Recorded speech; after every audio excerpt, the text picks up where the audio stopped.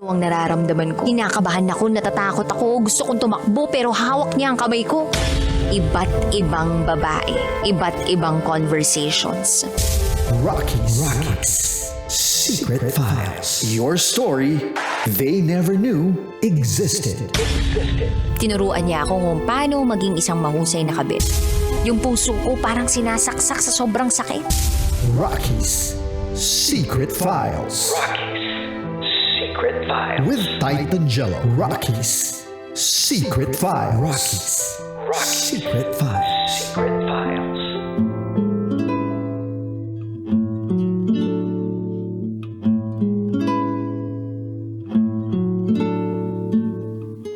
And we're back. Kasama niyo pa rin si DJ Rocky Terra. At Titan Jello. And this is Anne's Secret File. Si Anne, nakinuha ng kanyang kaanak papuntang Canada pero hindi para tulungan kundi para apihin ang kanilang pamilya. Pero buti na lang kahit na naging toxic ang lahat, naka-move out na sila dun sa mismong tinitirhan ng kanyang tito at tita. Nakakuha sila ng apartment hanggang sa nagkaroon sila lahat ng trabaho. And then eventually, nakapangasawa siya ng isang tao sa US. Tapos okay naman na yung lagay ng kanyang pamilya, naka-move on na siya. And sana na lang daw ay maging inspirasyon ng kanyang kwento sa ibang mga tao, especially sa ating mga kabisyo na merong hashtag or quote-unquote utang na loob sa kanilang mga kamag-anak. So ngayon, Titan Jello, pakinggan muna natin yung mga kabisyo nating nagbahagi ng kanilang mga thoughts, comments, suggestions, and violent reactions. Ito po ang sabi ng ating kabisyo na si Tambay Love. Para sa ating sender, masaya ako na naikuwento mo yung naranasan mo sa kamag-anak mo. Pero sa kwento mo, sabi mo naka-move on ka na. Kaya sana maging inspirasyon ka sa mga kagaya mong naging ganun ang sitwasyon. Sabihin na nating may utang na loob kayo sa kanila dahil silang nagdala sa inyo sa ibang bansa.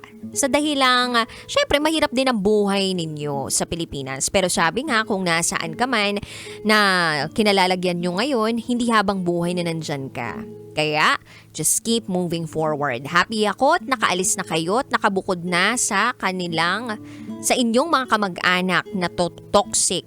Yun lamang po. Happy Thursday, DJ Rocky and DJ Jello. Ingat pa uwi from Tambay Love. Stay safe. Ito pa sabi ni Charles. Aba, pakihanda ang 98-inch TV. Handa na akong yumakap ng sobrang higpit sa mag-ina sa leeg. Paningin pala ng tita niya, lumandi si sender, samantalang yung anak, aba, kinukonsinteng maging losyang. Anyway, kung makaapalipusta kala, perfect ang lives nila. Tsaka sana hindi tinuturuan ng magulang yung anak na maging mapanlait. Nanay itong si Tita Fe, pero tama bang ginawa niya? Kayo yung mga mag-inang mahadera. Kala mo naman kung sino aanhin ang utang na loob. Kung hindi pinairal ang puso para sa kaanak, mawalang galang po pero nakakabastos kayo sa totoo lang. Besides kay sender, tuloy mo lang ang buhay mo dyan sa US. Total peaceful na buhay mo pero malay mo aangat ka rin dyan. Kung magtutulungan kayo ng asawa mo, malay natin kung businessman niyang asawa mo, aasenso pa kayo niyan. Basta hindi welcome yung mag-ina. Charot with harot. You'll be doomed pag ganyan, pero parang ganun na nga. Maraming salamat DJ Rocky and DJ Jello. Galit na galit si Charles. Yun nga eh. Oh, ito pa sabi ni Jason. Kahit sa ibang kapamilya natin, makikita na rin ang katoksikan. Kaya kung ako sa'yo sender, magpakalayo ka na lang talaga sa kanila. Focus sa life na meron ka ngayon. Maglaan ng space para kapag okay ka na, harapin mo na lang sila. Eto pa sabi ni Richard Untuka, happy listening everybody. Nakaka-relate ako sa kwento ng letter sender natin. Though, hindi naman ako inalapusta ng mga kamag-anak ko, pero ramdam ko yung kaibahan ng buhay namin sa mga kamag-anak namin na nakakaangat sa buhay. Na yung mga tatay nila ay nakapagtatrabaho sa ibang bansa. Kaya naging inspirasyon ko yun. Nangarap din ako mga ibang bansa para maiparanas sa pamilya ko yung mga bagay na kinaiinggitan ko lang dati. Pangit mang pakinggan pero yun ang realidad ng buhay. At kahit hindi rin naging magandang simula nung una na naging bang bansa ko, inilaban ko pa rin ang sinamahan ko And sinamahan ko ng dasal at tiwala sa sarili ko ang lahat. Sipag at tiyaga, kaya ngayon mas naibibigay ko na ang pangangailangan ng mga magulang ko at nagpapasalamat ako na mas magaan na ngayon ang buhay namin. Ito pa sabi ni Jose Lau, DJ Rocky, baka pwedeng wag na lang talagang kausapin yung pamilya ni Tita Fe. Total, wala naman na sila. Connection dapat sa kanila at hindi naman sila ini-invite sa mga gatherings. No to utang na loob. My ganun. Ang dami pa nag-comment sa ating Secret File for Tonight, Titan Jello. And maraming nagsasabi dun sa comments nila, move forward. Keep moving on. Yes. Ikaw ba, kung meron kang maibibigay na advice dun sa taong pinagdaanan o currently pinagdadaanan, yung napagdaanan ng ating sender, anong sasabihin mo? Gawin mong inspirasyon yung mga bagay na yan na dinadanas mo ngayon. Yan yung maging gasolina mo para makamit mo yung mga pangarap mo, maabot mo yung mga gusto mong maabot. Kasi ako naniniwala ako na kung sino ang binababa, siyang tinataas ng Panginoon. Napaka-basic nung ano na yun. Hindi ako maka-Diyos. Pero totoo yun ha. Totoo yun. Kung ikaw ang kinukuwawa ngayon, darating ang panahon na ikaw na ang bida ngayon. Yes, kasi bilog ang mundo. Bilog ang mundo. Tsaka parang ang buhay natin ay gulong. Minsan nasa taas ka, nasa ibaba ka, o diba? Yes. Power top, power bottom ka. De, charot lang with darot. Pero tama ka naman dun na kailangan maging inspirasyon tayo sa'yo eh. Hindi Yes. po pwedeng sumira to sa'yo. Kasi kung hahayaan mo na maging, alam mo yun, maging toxic ang lahat sa iyo at dalhin mo lang to ng dalhin habang buhay, you will never feel good about life, about yourself, about everything in your life. Yes. So, kailangan mo talaga siyang tingnan sa ibang perspektibo mo eh, na gagawin ko tong fuel o gas para mas magsumikap ako. Kasi kung inaalipusta nyo ako ngayon, magsusumikap ako para hindi nyo na ako alipas-pustanganin. Ganyan. Totoo yun, Rax. Tsaka dapat kung naranasan mo na yan, kung pagdaanan mo na yan, huwag mong gawin sa iba kapag nandun ka na sa tuktok. Kasi may mga tao naman nakakalimot, di ba, na dati akong inaapi, ngayon ako naman ang mga api. Parang devil ka dun Gusto ko naman maramdaman. Hindi, pero di ba may mga ganun tayong kamag-anak na parang nagulat tayo na dati nga wala rin naman kayo tapos ayun, grabe naman kayong mga mata. Although feeling ko, dude, bibihira lang yung ganyan. Kapag sobra siguro talagang sama ng ugali at hindi lumilingon sa sarili nilang pinanggalingan na. Yun. Pero yung mga kilala ko naman na nagsimula sa pinakamababa, grabe yung roots nila eh. Kapag tinitingnan mo sila kung paano mamuhay ngayon, hindi sila nangaalipusta ng ibang tao dahil alam nila yung pakiramdam na alipustahin sila, na apihin sila. So, hindi nila ginagawa sa ibang tao yun. And ang pinakamasakit kasi dito sa secret file na ito, dude, sarili mo kasing kaanak eh. And hindi mo kasi mababago, hindi mo mapipili kung sino magiging pinsan mo, magiging tita mo, magiging tito mo. Totoo yan. Kumbaga, eto, given na sa'yo ng pinanganak ka eh, na eto na talaga yung nasa family tree ninyo, wala kang magagawa. Either you like it or not, darating yung panahon na magkikita-kita kayo. Pwedeng sa burol, pwedeng sa family gathering, or sa reunion ng kung sino man na magpa-reunion sa iyo na may kaya, diba, na maging host ng reunion ninyo. So, darating yung panahon at kailangan nyo talagang magkitaan. At hindi may iwasan yon. At may mga pagkakataon o may mga tao sa buhay ninyo na magli-link sa inyo sa isa't isa. Na kahit gusto mo na lumayo, pero minsan meron pa rin connection eh. So, hindi mo siya mababago kung sino yung kamag-anak mo. Pero ang pakiramdam ko dito, ang kaya mo na lang talagang baguhin is your perspective. Na kahit naging masama itong mga kamag-anak mo sa'yo, magpasalamat ka pa rin. Kasi naging inspirasyon yun para maging sino ka ngayon. I mean, naging inspirasyon yun para madala ka sa buhay kung nasaan ka man ngayon. Ama. Nakarating siya dito eh. Sa point na to na nakapag-asawa siya ng Pilipino sa US, okay naman yung buhay ng mama at papa niya, nakabukod na sila dun sa tito at tita. So, mahalaga din yun yung bumukod . Yes. Kasi imaginein mo kung hindi sila bumukod. Torture yun every single day. Yung tipong kahit tinatamad ka na maglinis ng bahay, o kaya maghugas, kailangan mong kumilos. Kahit ang dami mo nang iniinda sa katawan mo, kailangan mong kumilos. Kasi makakarinig ka ng mga remarks na, tamad-tamad naman. Tuloy mo, galing ka sa trabaho, dami mong ginawa, pinagalitan ka ng boss mo, di ba? Tapos uwi ka sa bahay nyo. Ano yan, tutunganga ka lang, tamad ka. Dami mo gasin, no? Imagine! Kasi wala kang freedom eh. Wala kang power na sabihin yung nararamdaman mo dahil nga nakikisama ka. Yun yung mahirap pag nakikisama ka. At may utang na loob ka. Pag pinagsama mo talaga yung Ay, dalawang combo yun, yan. no? Combination of self-torture. Yes. Yun yung part na parang kailangan mong magmadaling kumilos at makaipon ng pera para makaalis ka agad dun sa sitwasyon na yun.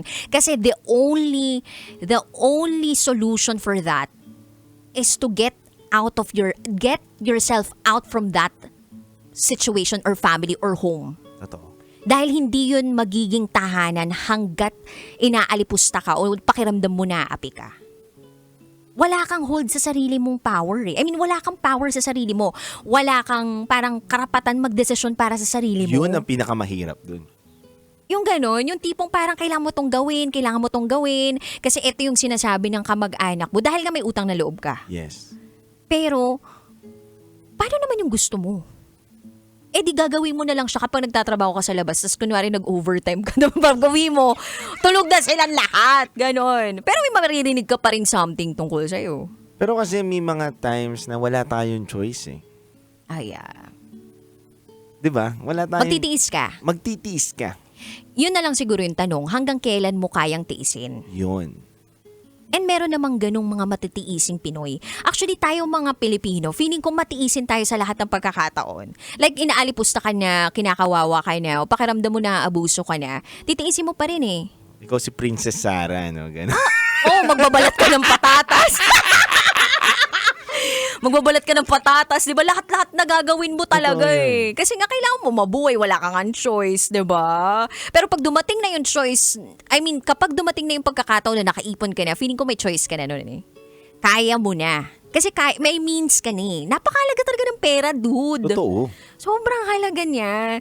Tapos naisip ko pa dito, dude, no? Kapag ikaw naman, yung tipo ng taong tumulong, dapat bukal sa loob mo yung pagtulong sa kamag-anak mo. Yes. Hindi yung nanghihingi ka ng kapalit dun sa ginawa mong pagtulong. Okay lang naman kung pangit din naman, 'di ba? Kung walang ibibigay sa'yo. Like, hindi naman magpe-perform o sabihin natin hindi aambag dun sa bahay ninyo. Pero, wag mo namang wag mong alipustahin, 'di ba? Wag mong kawawain. Feeling ko ganun siya eh. Kasi I remember may kaibigan ako. Tinulungan niya yung sarili niyang kamag-anak. Tapos ang nangyari naman doon, hindi naging grateful yung kamag-anak sa kanya. Hindi naman niya inalipusta, pero hindi naging grateful yung kamag-anak sa kanya na nung time na walang-wala sila yung tumulong, yung pamilya nila yung tumulong. Pero biglang nung nagkaroon sila, okay na yung buhay nila, dun sa tinulungan na, parang, biglang nakalimot, sumama loob. Alzheimer's. Kaloka naman yung bigla na lang nawala yung pagiging grateful. Yes. Sa party naman na yan, nakakalungkot din dahil may mga tao talagang bukal sa loob nila yung pagtulong. May pagmamahal na totoo, concern, di ba? At walang hinihintay na kapalit. Pero may mga tao talagang napaka-ungrateful na tinulungan mo na, nagalit pa sa'yo. Ayan! Tinulungan mo na, question pa yung tulong mo. Di ba? Bakit 5,000 lang binigay? Dapat 20,000? Kasi naman, may mga ganyang kamag-anak. Dude. Ang sakit na. Masakit kasi dahil hindi ko naman obligasyon na tulungan ka. Kusang loob yun. Kusang loob yun. May pagmamahal yun, tapos bigla sasabihin mo sa akin, tutulong ka na lang din, ganito, sana hindi ka na lang tumulong. Ayun ang masakit dun eh. Nasaan na po kayo? Mag-attendance check tayo. Isi-shoutout namin yung mga pangalan ninyo. Alam mo, maraming ganyan. Dude, napakadaming ganyan. Pero Pero sana naman, di ba, may character development tayong tinatawag. Yes. Kumbaga, sana etong sa mga susunod na henerasyon, 'di ba, matutunan yung ganong klaseng pagpapahalaga sa sarili, pagpoprotekta sa sarili, at the same time yung pagtulong na walang hinihinging kapalit. Yes. At yung expiration date nga ng utang na loob. Wala, ako I go for expiration date ng utang na loob, or dapat pag ako iniwasan ko kasi magkaroon ng utang na loob eh. Alam mo yun, dude, parang sa akin ayoko na may utang na loob sa kamag-anak. Kunwari, kung may ibibigay sa akin yung kamag-anak ko, dapat agad-agad may maibigay ako. Or kung meron man akong parang, sige, mag-ipon ako para maibigay ko agad. Kasi ayoko yung pakiramdam na meron akong kailangan pagbayaran. Na hindi naman dapat, diba? Kumbaga, Yes. nagiging transactional kasi siya tinulong sa akin. Pero hindi pa rin kasi, hindi ganun mag-work ang mundong ito eh. Alam mo na hindi. Pag nagbigay siya, dapat may ibibigay ka din. Parang alam mo yun, hindi siya mawala Yun sa ang sistema realidad mo.